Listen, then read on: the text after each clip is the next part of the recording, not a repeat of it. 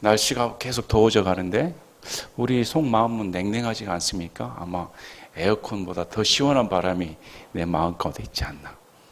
밖의 기온보다 훨씬 더 뜨거워야 할 텐데 예수님 믿고 나서 점점 더 냉랭해져 버립니다.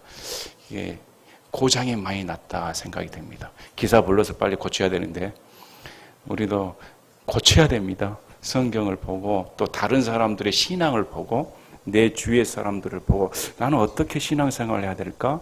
도전을 받고 스스로를 점검할 줄 알아야 되는 겁니다. 그만 놔둬버리면 10년, 15년, 20년 묵혀놔버리면 청소도 안 해놓으면 금방 고장나버립니다. 오늘 본문 말씀을 보면 사랑에 대해서 나옵니다. 과연 하나님에 대한 사랑을 회복해야 되는데 어떻게 우리의 마음이 냉랭해서 하나님을 더 뜨겁게 사랑하지 못할까? 우리 예수님께서는 명령을 주신 겁니다. 율법의 모든 조항 중에서 가장 큰 명령은 하나님을 사랑해야 된다. 우리 인생살이에서 신앙생활에서도 신앙의 모든 것 중에 주님이 주신 가장 큰 명령은 내 마음과 혼과 힘을 다하여 주 하나님을 사랑해야 된다. 그게 첫째 명령이라고 성경은 말씀을 합니다. 그래서 우리는 과연 신앙생활을 어떻게 하고 있을까? 물론 저부터도 부끄럽습니다. 과연 내가 하나님을 사랑하고 있는가? 이 세상에 완벽하게 하나님을 사랑하는 사람은 없습니다. 유일하게 예수님 외에는 예수님만이 유일하게 온 몸과 마음과 혼과 생명과 지각과 힘을 다하여 주 하나님을 사랑하신 유일한 인간이자 하나님이신 분입니다. 우리 인생은 그렇게 살 수는 없습니다. 하지만 하나님께서 우리에게 명령대로 그렇게 살 수 없으니까 살도록 노력하라는 겁니다. 살도록 노력을 하라. 그래서 오늘 본문 말씀을 통하여 우리가 다시금 신앙을 점검해보고 예수님의 말씀이 너무 감미롭지 않습니까? 2000년 전에 유대 땅을 거닐으셨던 그분을 직접 대면하고 들었던 이스라엘 백성들은 얼마나 축복을 받은 사람들이었을까? 그렇게 구약에서 애언을 하셨던 그분이 직접 인간의 모습으로 오셔서 하나님이신 그분이 인간이 몸이 되어 그대로 들려주시는데 그대로 음성을 들려주시고 보여주시고 만질 수 있는 그분이 바로 앞에서 말씀하셨음에도 바리새인들과 서기관들 또 지난주에 부활을 믿지 않은 사두개인들은 어떻게 하면 예수님을 트집 잡을까? 어떻게 하면 예수님을 골탕 먹일까? 망신당하게 할까? 그 궁리만 했다는 겁니다. 그런데 오늘 나오는 서기관은 이런 부류하고 다릅니다. 서기관 하면 성경에서 대체적으로 다 부정적으로 나옵니다. 서기관의 누룩을 조심해야 된다.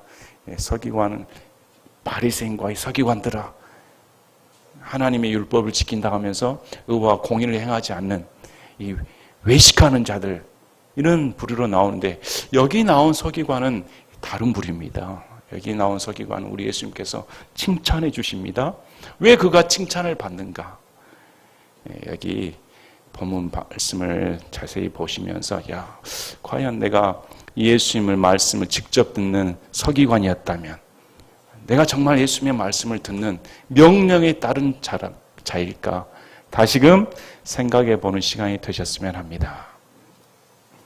28절에 서기관들 중에서 한 사람이 그들이 함께 논쟁한 것을 듣고는 그분께서 그들에게 잘 대답하신 줄 알고 나와 그분께 여쭙되 모든 명령 중에서 첫째 명령은 무엇이니까 하매 이 서기관은 이전 사람들과는 다른 질문을 합니다. 이전 사람들은 예수님께 난해한 질문을 한다고 했었습니다. 엉뚱한 질문을 합니다. 상식적으로 납득이 가지 않는 질문을 예수님께 하면서 예수님을 어떻게 하면 공경에 처할까 그런 궁리로 했는데 이 서기관은 다른 질문을 합니다. 이스라엘의 율법 조항은 613가지입니다. 가지수가 많습니다. 그래서 이 서기관은 율법을 잘 지키는 사람으로 생각이 됩니다. 자기가 613가지 율법을 잘 지키고 몸에 배어 있는데 과연 613가지 명령 중에 가장 으뜸인 명령은 무엇이었을까? 우선순위가 무엇일까 생각했다는 겁니다. 이 질문을 예수님이라면 대답을 해 주실 것이다. 이래서 직접 예수님으로부터 말씀을 듣겠다. 이 서기관은 예수님께서 대답을 잘 하시고 진리를 말씀하시는 선생님으로 받아들였습니다. 그래서 자기의 궁금증을 풀어줄 수 있었겠다. 이렇게 질문을 합니다. 우리 예수님이 이 질문을 받으시고 자, 어떤 대답을 하시냐면 613가지의 우선순위를 정한 거 아닙니다. 어느 명령이 크고 어느 명령이 적은 거 아닙니다. 이 예수님의 대답은 이 두 가지 명령에 모든 율법이 다 포함되어 있다는 겁니다. 이 두 가지 명령 안에 613가지의 명령이 다 포함되어 있어서 이 두 가지 명령이 전체를 대표한다는 겁니다.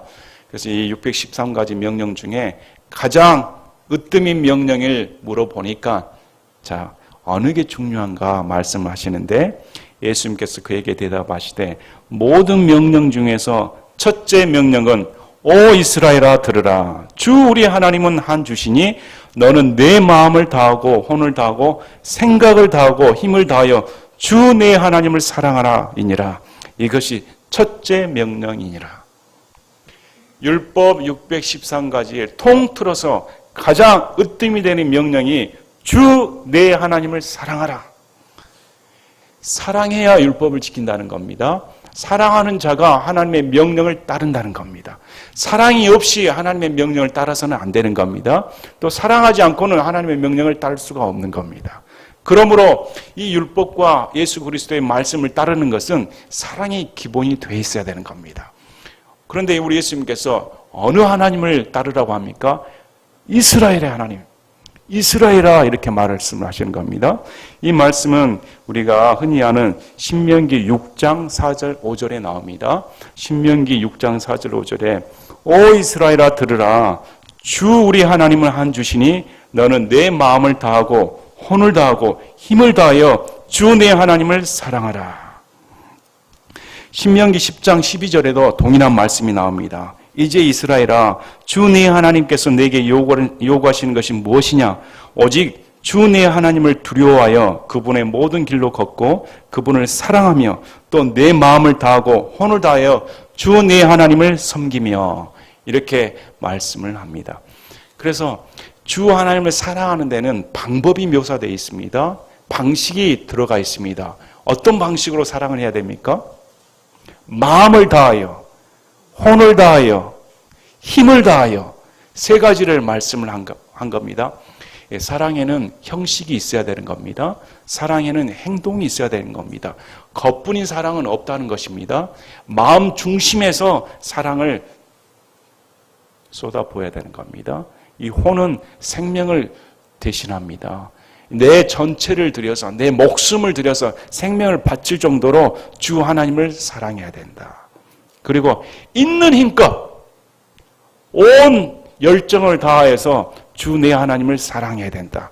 왜 그러냐면 이스라엘 하나님은 영광을 받으시기에 합당하신 주 하나님이시기 때문에 그분이 하나님 자체만으로 우리는 이렇게 사랑을 해야 되는 겁니다.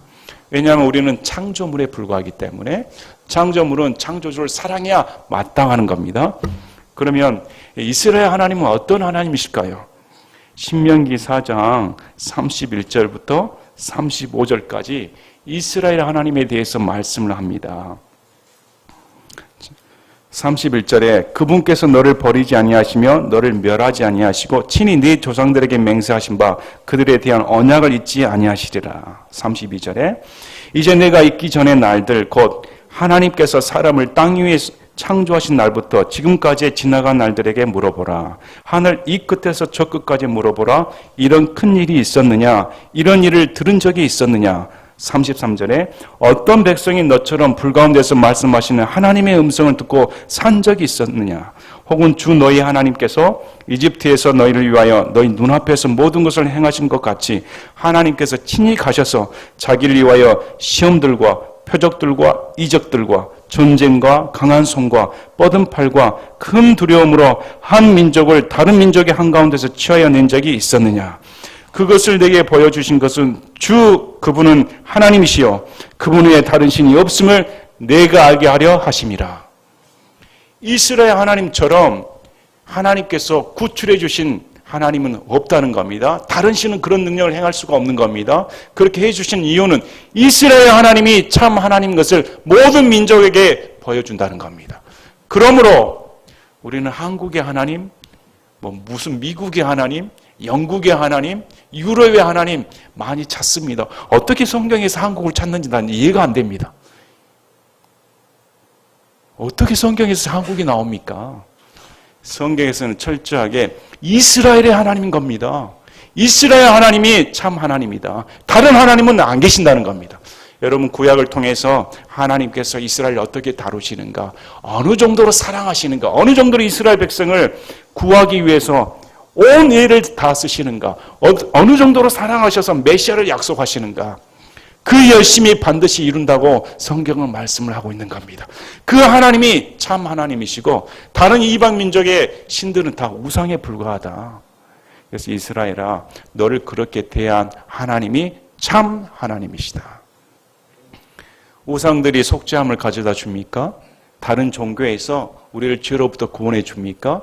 유일하게 기독교만이 참 하나님이신 예수 그리스도께서 이 땅에 내려오셔서 인간의 몸으로 내려와 피를 흘리심으로 죽으심으로 말미암아 그를 믿는 자에게 대속의 은혜를 베풀어 주셨다는 겁니다.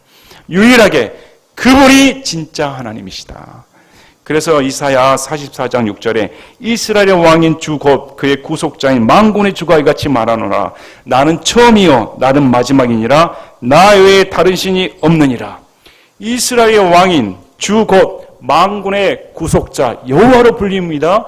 이 여호와 하나님은 처음이요 마지막이십니다. 이분이 누구십니까?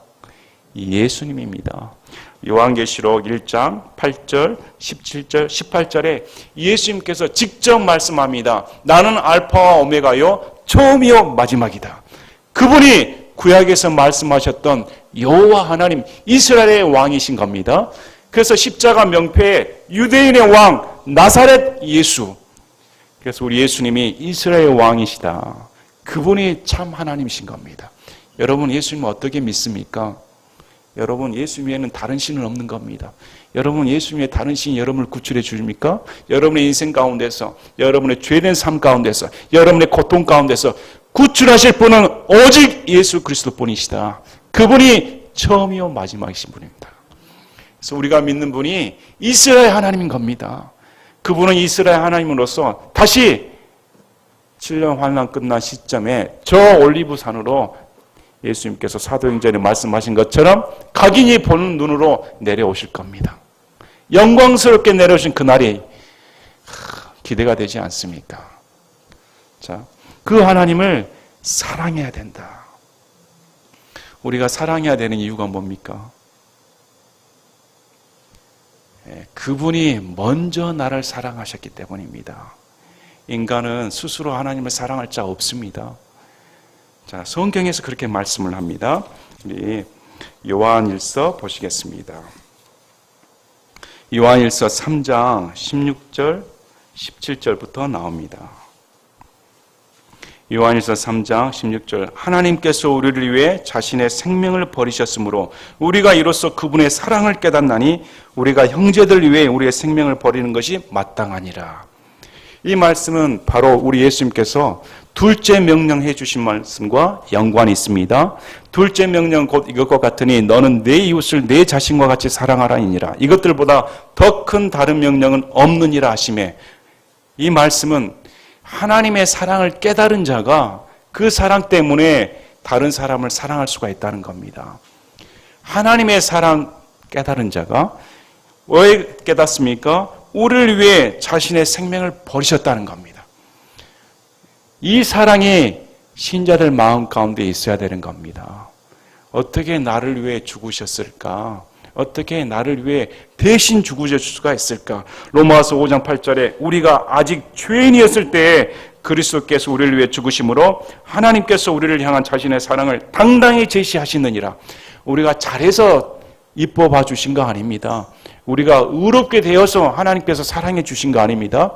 너무 잘해서 하나님의 기쁨이 되어서 그래, 너는 내 사랑을 받을 만한 자격이 있어. 그래, 넌 너무 이뻐. 저 놈은 안 되겠어. 저 놈은 어려서부터 내 말을 안 들은 애야. 이런 사랑이 아닌 겁니다. 아직 죄인이어서 하나님과 원수 되었을 때 그분이 먼저 우리를 사랑하셨다. 요한일서 4장 9절에 하나님께서 자신의 독생자를 세상에 보내사 우리가 그분을 통해 살게 하셨은즉 이것 안에서 우리 하나님의 사랑이 우리를 향해 나타나니라. 우리가 하나님을 사랑하지 아니하였으나 그분께서 우리를 사랑하시고 자신의 아들을 보내사 우리의 죄들로 인한 화해 허물로 삼으셨나니 여기에 사랑이 있느니라.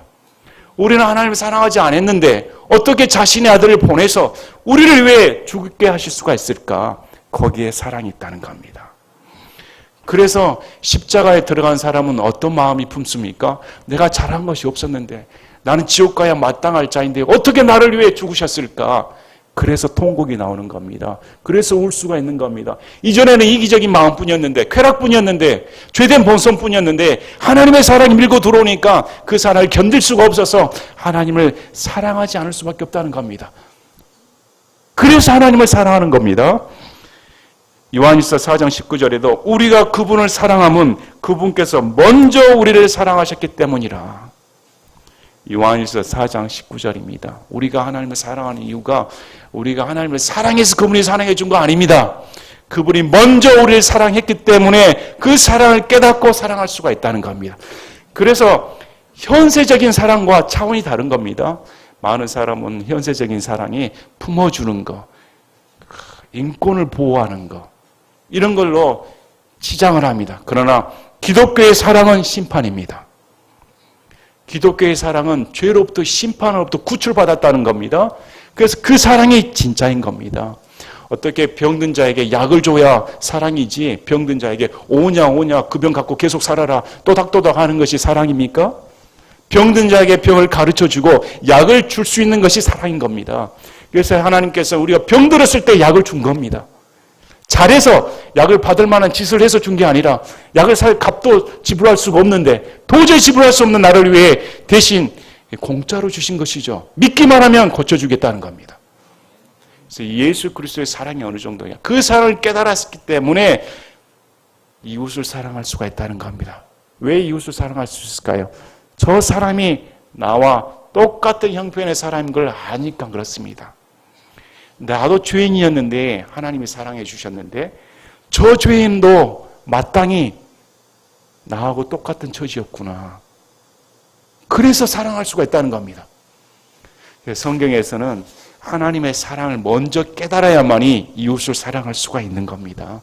하나님의 십자가 사랑이 없는 사랑은 거짓인 겁니다. 여러분 형제들 잘 사랑할 수가 있습니까? 요즘 사람들 사랑하면 이런 퇴폐적인 사랑 말한 거 아닙니다. 진리의 사랑을 말하는 겁니다. 에베소서에서 말씀한 것처럼 우리는 사랑 안에서 진리를 말한다. 사랑은 진리를 포함하고 있어야 되는 겁니다.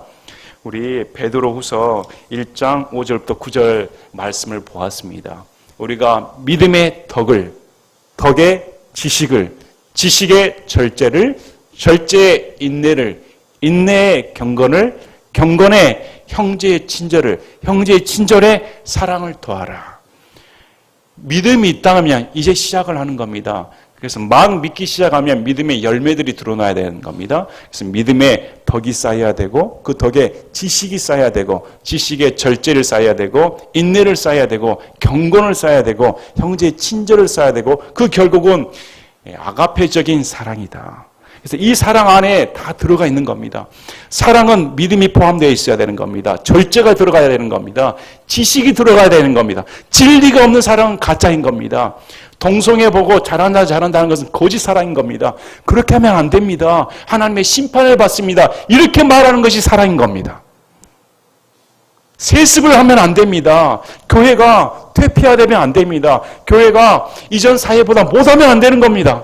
올바르게 가르쳐 줘야 되는 겁니다. 우리 자녀들에게 바른 가치관을 줘야 되는 겁니다. 성경적인 가치관, 진정한 사랑이 무엇인가? 그래서 말씀을 사랑하는 자, 계명을 지키는 자가 하나님을 사랑하는 자다. 말로만 하나님을 사랑한다고 되는 것이 아니고 하나님께 주신 명령을 지키는 자가 진정으로 하나님을 사랑하는 자다. 이렇게 말하는 겁니다. 자, 창세기에서는 아담이 이브를 보자마자 감탄의 말을 합니다. 어떻게 말을 합니까? 내 뼈 중에 뼈요 살 중에 살이다. 내 뼈고 살인 겁니다. 자기 몸에서 나갔으니까. 그래서 남자, 아담을 남자로 말을 하고 이브를 여자라고 말합니다. 여자는 아기 집이 있는 남자라는 뜻입니다. 남자에서 파생된 단어인 겁니다. 이 말은 무슨 말이냐면 온 인류가 아담과 동일하다는 겁니다. 아담이 이브를 봤을 때 너는 나야 이렇게 보는 겁니다. 내 몸에서 나갔으니까 동일한 개체 아닙니까? 죄된 인간이 아닌 죄가 없는 상태에서 아담이 보았을 때입니다.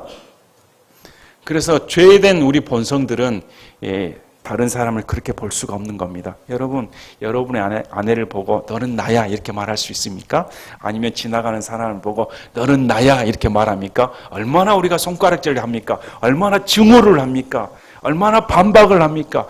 얼마나 우리 마음 가운데 이기적인 쾌락이 욕망이 싹 틉니까? 그런데 다른 사람을 보고 너는 나야, 너는 나처럼 생각해 이렇게 생각하시는 분들이 여러분 안에 계실까요?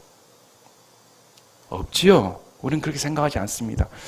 크레테 사람들은 디도서에서 말씀을 보면 악한 짐승 같다. 항상 거짓말장이다.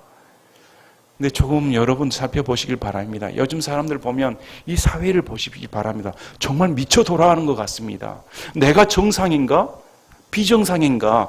한번 생각해 볼 이상하게 돼버렸습니다. 온통 거짓말장이, 온통 사악한 것, 분노를 참지 못합니다. 눈에 이글이글거리는 증오심. 사람 대하는 것이 무섭구나. 언제 뒤통수 칠지 모르겠습니다. 배반을 밥 먹듯이 합니다. 거짓말하지 않는 사람이 오히려 바보 따돌림 당하지요. 지혜를 포장하죠. 지혜로운 자가 거짓말 더 잘하는 자다. 어떻게 하면 사람의 환심을 사고 사람의 넋을 싹 빼버린 사람, 사기치는 사람이 영리한 사람이다. 이렇게 돼버렸습니다. 주위를 둘러보시길 바랍니다. 사악하지 않습니까? 정말로 짐승들 같습니다. 날뛰는 것 같습니다.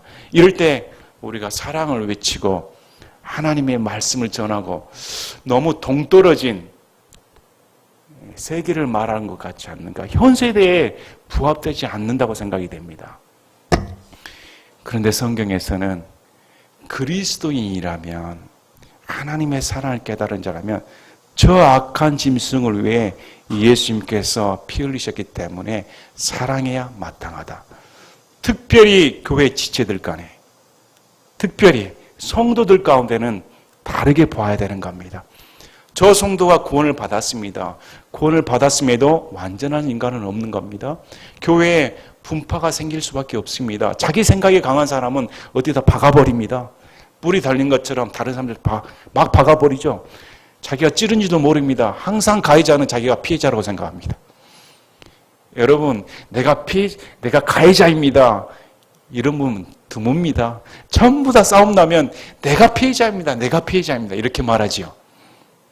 내가 잘못했습니다. 그냥 내 탓입니다. 내가 부덕했습니다. 내가 하나님을 더 사랑했더라면 그런 실수를 저지르지 않았을 텐데. 이렇게 말해야 할 텐데. 그래서 그리스도인 가운데는 내가 잘못했습니다가 내 입에 붙어 있어야 되는 겁니다. 정말 내가 잘못했습니다. 내 탓입니다. 그러면 싸움 일어날 일이 뭐가 있습니까? 서로 내가 잘했다고 하니까 싸움이 나지요. 성경에서 오늘 말씀처럼 정말 그 하나님의 사랑을 알았더라면 여러분 옆을 보시길 바랍니다. 여러분의 형제, 자매를 지금 둘러보시길 바랍니다. 지금 보시고 저 형제, 저 자매를 위해 예수님께서 피를 흘리시고 사셨기 때문에 내 가족이다. 요즘에는 가족들 가운데도 다툼이 많으니까 오손도손 사는 가족이라면 형제를 위해 다 해주지 않습니까? 먼 외국에서도 달려와서 오늘 자기 동생을 위해, 형을 위해, 누나를 위해, 언니를 위해 헌신해 줍니다. 가족이니까. 가족이니까 허물 보지는 않습니다. 허물이 가려져 버리는 겁니다. 하물며 예수 그리스도 안에서 형제를 사랑하는 것이 마땅하다. 그래서 요한일서 4장 20절에 어떤 사람이 내가 하나님을 사랑하노라 하고 자기 형제를 미워하면 그는 거짓말하는 자니 자기가 본 자기 형제를 사랑하지 않은 자가 어찌 자기가 보지 못한 하나님을 사랑할 수 있으리요. 하나님을 사랑하는 자는 또한 자기 형제를 사랑하는 이 명령을 우리가 그분께 받았느니라. 보이지 않는 하나님을 사랑한다면서 보이는 자기 형제를 사랑하지 않는다면 그건 거짓말장이다. 입술로만 사랑한다고 말을 하지 나타나지 않는다는 겁니다. 자, 가장 영적인 사람이 누군 줄 아십니까? 신앙생활 가운데 하나님을 섬기는 가운데 내가 가장 신령한 사람, 소위 말하는 영적인 사람 누구일까요? 가정생활에 충실한 자입니다. 가정생활에서 아버지답게, 어머니답게, 자녀답게, 할아버지답게, 할머니답게, 손자답게 가정생활에 충실하게 지낸 자가 가장 영적인 자인 겁니다.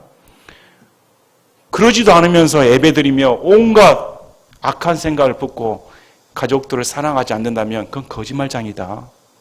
눈에 보이는 가족, 눈에 보이는 형제, 눈에 보이는 성도들 또한 사랑하지 않으면서 무슨 예배를 드릴 수가 있는가? 어떻게 하나님을 찬양할 수가 있는가? 양심의 꺼림을 받아야 되는데 그렇게 성경은 말씀합니다. 두려운 말씀 아닙니까? 자, 요한일서 3장 다시 말씀을 보시겠습니다. 16, 17, 18절 하나님께서 우리를 위해 자신의 생명을 버리셨으므로 우리가 이로써 그분의 사랑을 깨닫나니 우리가 형제들을 위해 우리의 생명을 버리는 것이 마땅하니라. 성경은 너무 고차원적인 말씀을 하시는 것 같습니다.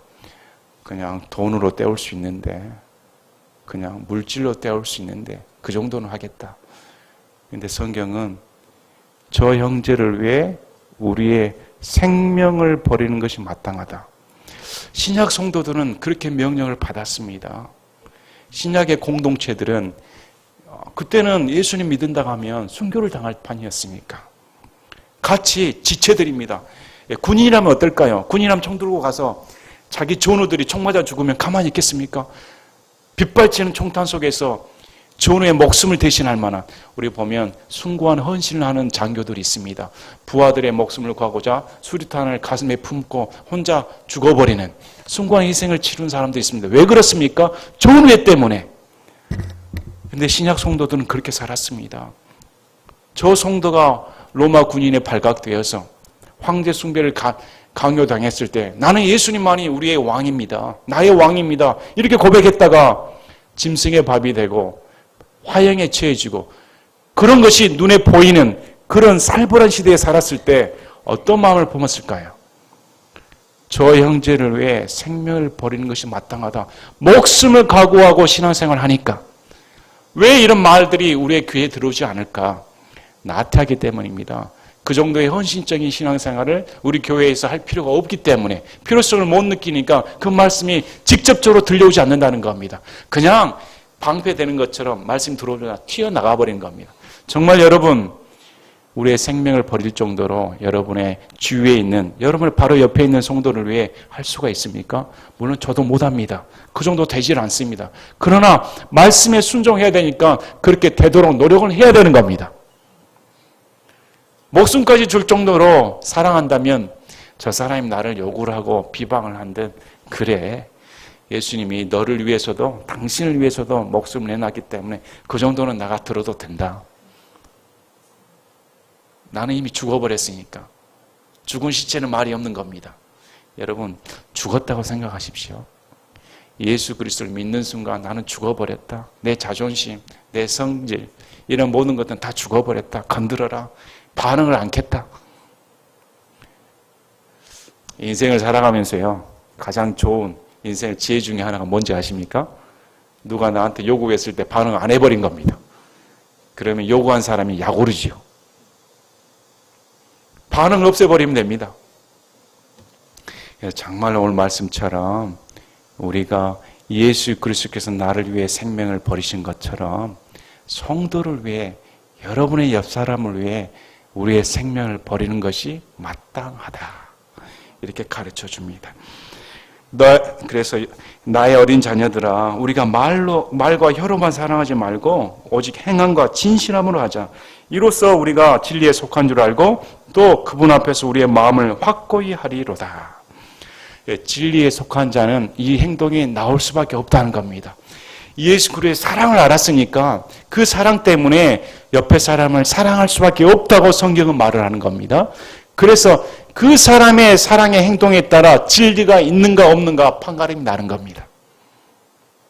복음은 그 사람 마음 가운데 폭발적인 영향력을 가져다 주는 겁니다. 그래서 하나님의 말씀은 양날선 날카로운 검보다 더 예리하여 사람의 몸과 마음과 혼과 관절과 골수까지 찔러 쪼개어 역사한다고 나오는 겁니다. 말씀이 인격인 겁니다. 그래서 십자가 복음이 들어가면 그 인생이 변화돼야 마땅하는 겁니다. 가만히 있을 수는 없다는 겁니다. 그래서 모든 신앙의 기본은 내가 얼마만큼 예수님의 십자가 사랑에 다가서는가, 얼마만큼 내가 큰 죄인이었는데 그분의 희생이 값졌는가, 그분의 희생이 나에 대한 값이 더해질수록 충성할 수밖에 없는 겁니다. 헌신할 수밖에 없는 겁니다. 더 사랑할 수밖에 없는 겁니다. 향유 값을 부은 그 여인처럼 자기의 전 재산을 털어서라도 그분을 섬기는 그 발 앞에 무릎을 꿇고 엎드릴 수밖에 없는 겁니다. 그분이 베풀어 주신 은혜 때문에 죄인 된 나를 향한 사랑이 클수록 더 사랑할 수밖에 없다고 성경은 말씀을 합니다. 자, 그래서 32절에 그 서기관이 그분께 이르되 옳소이다 선생님이여, 한 하나님이 계시고 그분 외에 다른 이가 없으므로 선생님께서 진리를 말씀하셨나이다. 예, 이제까지 반응이 아닙니다. 이제 앞서 있던 사두개인들과 바리새인과는 반응이 다르게 나온 겁니다. 이 서기관은 그 말씀을 받아들였다는 겁니다. 옳소이다. 옳으신 말씀입니다. 여러분, 이런 반응을 보여야 되는 겁니다.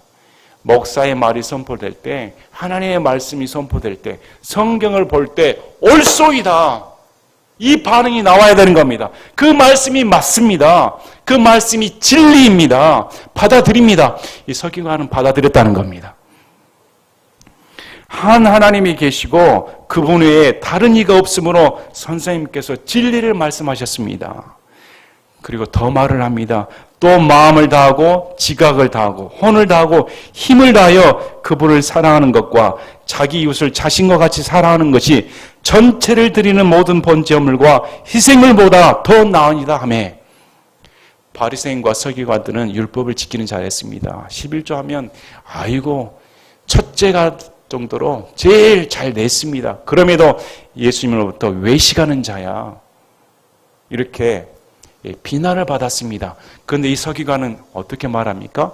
그 전체를 드리는 번제물보다, 다른 허물보다, 11조 내는 것보다, 다른 행동보다 더 중요한 것이 사랑하는 겁니다.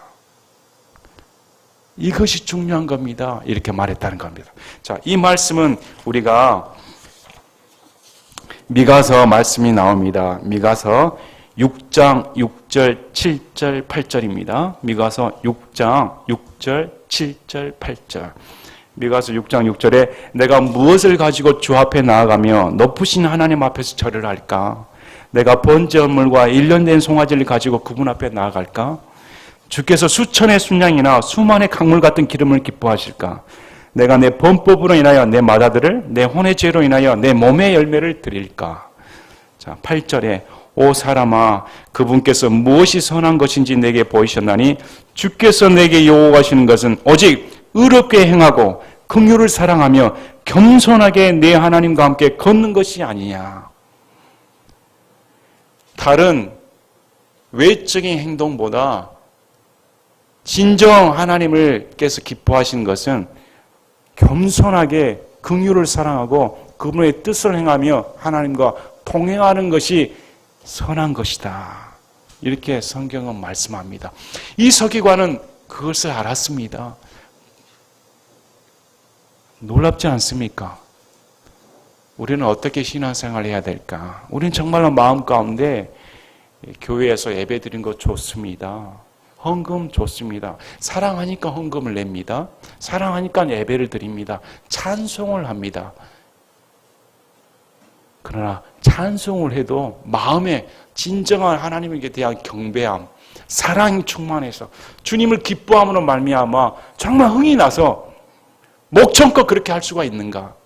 아니면 몸 껍데기만 와서 예배드리고 마음은 지금 다른 사업체에 가 있을까? 세상 근심으로 꽉 차 있을까? 몸만 껍데기에 와서 예배드리면 뭐 할까? 주께서 원하시는 것은 10,000마리의 순양과 수천 마리의 기름을 원하는 거 아니다. 한 말씀이라도 주의 말씀을 옳소이다 맞습니다. 그 명령에 순종하며 주님과 함께 걷는 것을 우리 주님이 원하신다는 겁니다. 그래서 서기관이 그렇게 대답을 했습니다. 이 대답을 들으시고 34절에 예수님께서 그가 사려 깊게 대답한 것을 보시고 그에게 이르시되 내가 하나님의 왕국에서 멀리 있지 아니하도다 하시니 그 뒤에는 감히 아무도 그분께 질문하지 아니하더라. 옳소이다. 진리의 말씀입니다. 한 사람이 구원의 문턱에 다다랐다는 겁니다. 이 서기관이 예수님이 하나님이십니다. 예수님이 하나님께 보내주신 나의 메시아입니다. 이렇게 고백했다면 구원받는 겁니다. 그럼에도 이 서기관은 예수님께서 주신 말씀이 진리입니다. 옳으신 말씀입니다. 이렇게 대답했기 때문에 너가 구원에 가깝다. 하나님의 왕국에 가깝다. 이렇게 말씀하신 겁니다. 오늘 말씀을 통하여서 과연 우리 마음은 어떨까? 내 마음의 냉랭함이 왜 생긴 줄 아십니까? 십자가 사랑을 잊어버리기 때문입니다. 십자가에서 나를 위해 어떻게 피를 흘리셨을까? 이 사랑도 모르고 여기 교회에 100년 다녀봤자 구원 못 받는 겁니다. 구원은 십자가 사랑에서 비롯되는 겁니다. 어떻게 그분이 피를 흘리셨을까? 어떻게 그분이 나를 위해 대신 속죄를 이루셨을까? 그 사랑이 마음 가운데 박혀야 구원받는 겁니다. 머리가 아닌 겁니다. 마음에 박힌 사람이 마음이 있으니까 사랑할 수밖에 없죠. 아내를 왜 사랑하지 않습니까? 마음이 없으니까. 마음이 있으면 아내를 사랑할 수밖에 없는 겁니까? 왜 자식을 사랑하지 않습니까? 마음이 없으니까. 그러나 정상적인 부부, 정상적인 자녀, 정상적인 애비라면 마음 가운데 사랑이 없을 수가 없죠. 냉랭함이 없을 수가 없죠. 사랑해야 마땅한 겁니다. 자, 오늘 말씀을 통하여서 다시금 우리 예수님께서 우리에게 주신 명령이 가장 큰 명령이 주 하나님을 사랑한 것이다. 그리고 그 둘째 명령이 이웃을 내 몸같이 사랑하는 것이다. 이 두 가지 명령이 온 율법을 다 대표하는 것인 겁니다. 그래서 이제 오늘 말씀을 다시금 깊이 생각하시고 우리는 이렇게 살 수가 없어서 예수님을 믿는 겁니다. 예수님이 그렇게 사랑이기 때문에 그 의가 우리에게 전가된 겁니다. 우리 교회 성도들이 참 사랑이 넘쳤으면 좋겠습니다. 일주일에 한 번 배웠을 때 참 사랑합니다.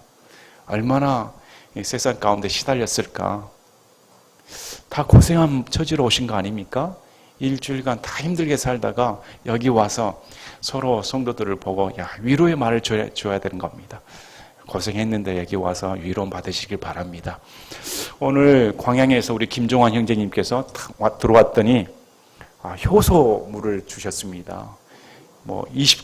20가지 이상 생약 성분이 들어갔다고 합니다.